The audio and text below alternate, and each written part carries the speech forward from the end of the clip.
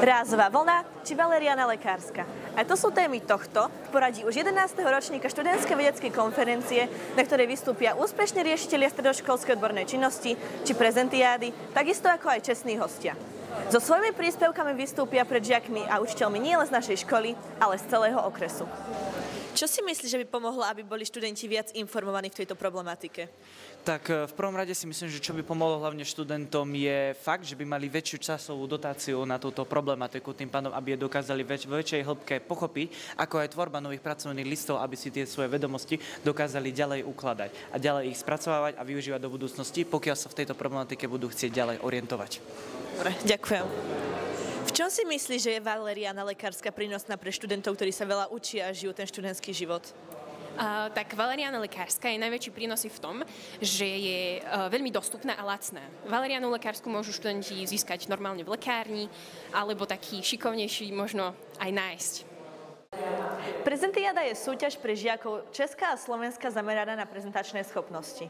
V krajinskom kole sa predstavili týmy z celého Banskobystrického kraja, ale len tí najlepší postúpili do grand finále do Prahy. Medzi nimi boli aj naše žiačky, ktoré dnes vystúpili na študentskej vedeckej konferencii. Ako najmladší účastníčky na tejto vedeckej konferencii, ako vnímate svoje pôsobenie na nej?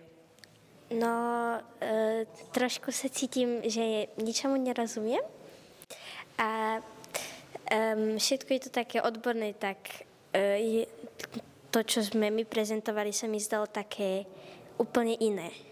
Tak ja som počas tých prvých prezentácií som sa cítila takisto ako Zuzka. Som bola pomerne vystresovaná z toho, že ak mi dá niekto otázku, teda ak nám dajú otázku, takže nebudeme na ňu vedieť odpovedať. Ale potom vlastne tí, čo z prezentiády tiež, starší tým vlastne zo staršej kategórie, tak tým pádom, že šli pred nami, tak tiež mali takú úplne inú prezentáciu od sočkárov, takže tak zlepšili atmosféru a aj nám to pomohlo. Takže to bolo príjemné. Tak ako hodnotíš dnešnú vedeckú konferenciu z pohľadu žiačky, ktorá bola diváčkou? Tak určite sa mi dnešná vedecká konferencia páčila. Som rada, že som sa jej mohla zúčastniť. A z hostí sa mi asi tak najviac páčila, alebo páčila sa mi prezentácia pani magisterky Aďuďovej, ktorá rozprávala o biofyzike a o účinkoch rôzneho žiarenia na ľudský organizmus a na ľudské zdravie. A čo sa týka študentov, tak ma zaujala prezentácia o autoimunitných ochoreniach a o imunitných ochoreniach a trochu ma len mrzí, že na to bolo možno tak málo času, že keby to bolo tak bližšie vysvetlené, bolo by to možno ešte zaujímavšie. Super, ďakujem. Ďakujeme všetkým účinkujúcim a taktiež našim čestným hosťom.